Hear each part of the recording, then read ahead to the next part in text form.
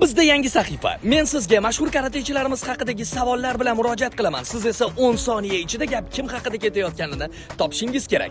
Tayyormisiz? Boshladik. U mustaqil O'zbekiston tarixida karate bo'yicha Osiyo o'yinlarida g'alaba qozongan ilk ayol sportchi.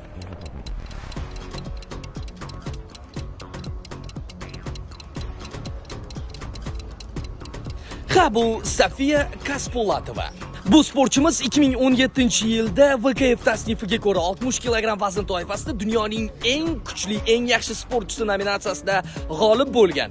2017-2018-yillarda o'z vazn toifasida dunyo reytingini boshqargan, ya'ni birinchi o'rinda bo'lgan. U kim?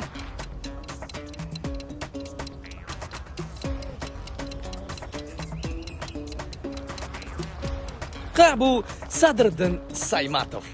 U karate WKF bo'yicha barcha kompleks musobaqalarda oltin medalni qo'lga kiritgan hozircha yagona sportchimiz. Xo'sh, u kim?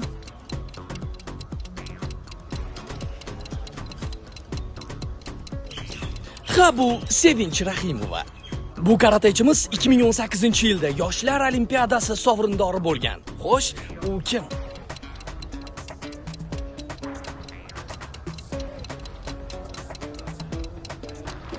Bu surxondaryolik sportchimiz Dildora Aliqulova.